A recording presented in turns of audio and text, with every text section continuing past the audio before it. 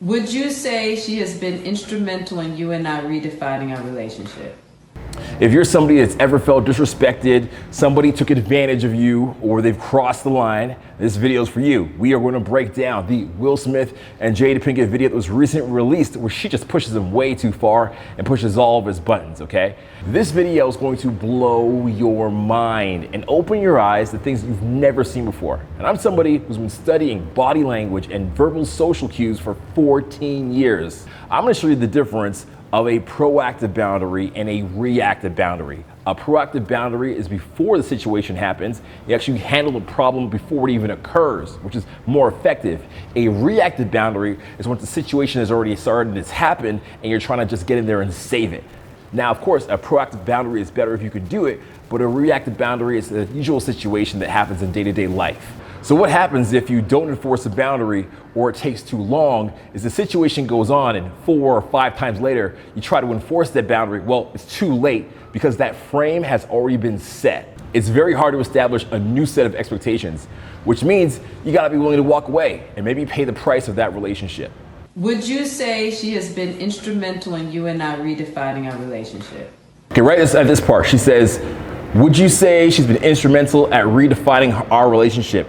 She's prompting Will for an answer. It's not even a real question. It's like if I go to you and I want a testimonial video, I'm like, would you say my program helped you out a lot and made you lots of money? And you keep like, it's weird to say no to that, right? It's like she's prompting him for the answer. So it's like illusionary input. His answer doesn't even really matter. Think about that for a second.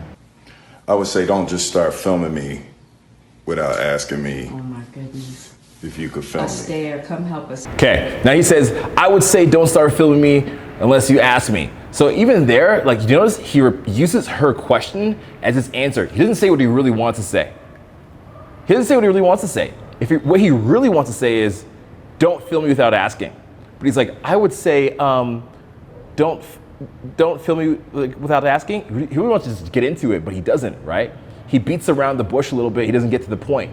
It's like, imagine somebody saying to you, take me out to Gordon Ramsay on Friday. What do you think about that? You go, well, I would think that Gordon Ramsay is a nice restaurant, but at the moment I just can't afford it and I don't want to take you there. What you really want to say is, Gordon Ramsay? Hell no. I don't even know you yet, right? It's a first date.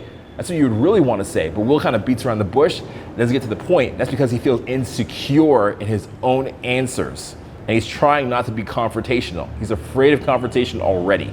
Would you say she has been instrumental in you and I redefining our relationship? I would say don't just start filming me without asking me. Oh my goodness. If you could film me. Astaire, come help us again, please. Now notice that too. Will also breaks eye contact. He's like, I would say don't start filming me without asking. He's not even staying strong in his own opinion. He's like looking to the side, trying to break the tension, all right? Whenever you want to make your boundary clear, you have to keep the tension. It will be uncomfortable for you and it will be uncomfortable for the other person, but you must do it. When you say no, you have to mean no and embrace that awkward tension afterwards, okay? So somebody asks you to do something and it's really against your values, you're like, no.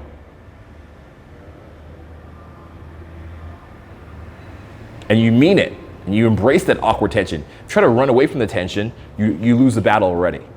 I'm still dealing with foolishness. No, cause she. Now look what Jada says here. Jada says, I'm still dealing with foolishness. She's not directly calling Will a fool, but she's referring to the situation as foolishness, which can only mean that the behavior that's happening is foolish, which can only mean that Will Smith is a fool. It's like me saying, look at all the stupidness I'm dealing with these viewers watching this video. It's like, you'd be like insulted if I said that, right? And also what she's doing is completely disregarding Will's feelings. She doesn't care about what he's feeling. She doesn't even say like, oh, you feel that way? Or like acknowledge it. She's just like, look at his foolishness. She doesn't care. She doesn't care, right? Which just means what? The first time he laid down that boundary, it wasn't hard enough, right? You gotta lay it down hard the first time. It's a lot like trying to train a dog. I used to have this dog. I love dogs. I'm a dog person, you know what I'm saying? And I used to have this dog. And sometimes the dog would come in the house and it would pee. And what you gotta do for the dog is you gotta take the dog's face and put it down in the pee and it, like, no. And maybe kind of weird, the dog's like, all right, I get it. And you're like, no, like over and over again. for about a minute or so, or maybe 30 seconds, and the dog's like, all right, I get it. And then guess what happens? The dog doesn't pee on the carpet anymore. The dog stops it. Now, if you let the dog do it like 4 or 5 times, and you try to like, please don't pee, ha ha ha, don't pee. Why are you doing that? Don't pee. Aw, Ralph, don't pee. Then Ralph will just keep on peeing. So there's only a benefit to enforcing the boundary strong the first time. And if you don't do it, then the second time you better come correct. Yeah, because she don't just... Would you say that she helped us heal the hurts that we... That's pathetic. He's like, don't just, and she just, would you say that she helped us heal? Jada almost sounds like a police officer, right? Like interrogating Will. Like, where were you the night of the 15th? And he's like, I don't know. Where were you the night of the 15th? And Will just kind of breaks eye contact again and puts his head down. He's losing this on a non-verbal plane by looking away and putting his head down. And verbally, he's letting her speak over him, which also makes him lose the frame. My social media presence is my bread and butter, okay? So you can't just use me for social media and not, don't just start I'm standing in my house. So he says, my social media is my bread and butter. Whether it is or it's not, it doesn't even matter. He's just trying to come up with a logical reason or a logical excuse to make her stop, okay? And you can't get respect from somebody who is unrespectful. You can't negotiate with an emotional terrorist.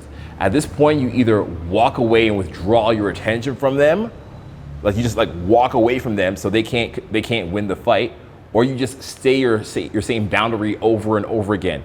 You don't try to like explain things a different way in case they don't understand, and it doesn't work, right? It doesn't work. It's like being in a schoolyard with a bully, and a bully like smacks you in the face.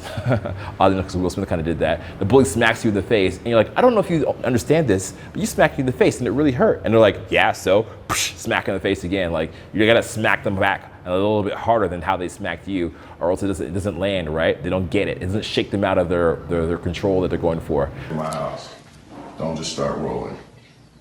Please watch us stare at the red table because she's helped us a lot. Can't you tell?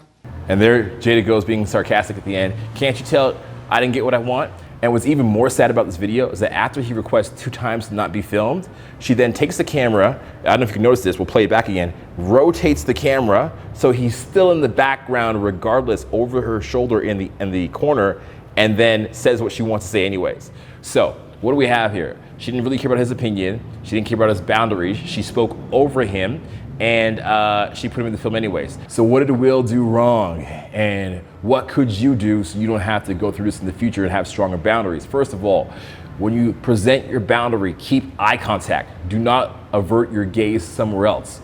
Number 2, don't speak softly and kind of lower your voice. Keep a authoritative voice tone.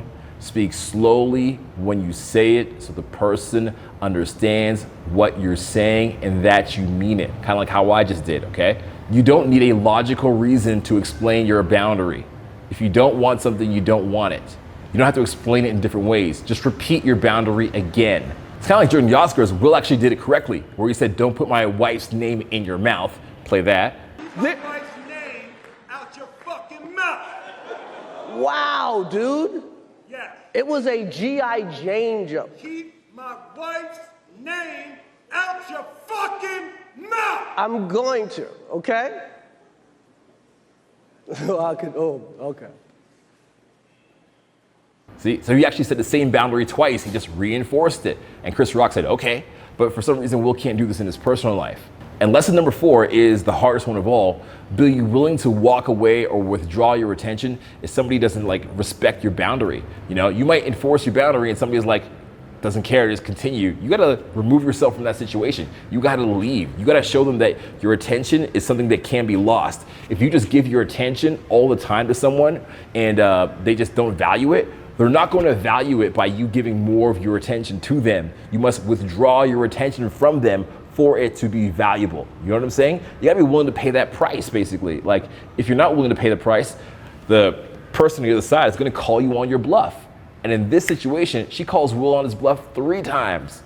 The first time she does it, it's a fake question. The second time she does it, she just repeats her question, talks over him. And the third time she does it, she turns the camera and puts him in there anyways. She called him on his bluff 3 times. You know what? She was right. She was right. She was right.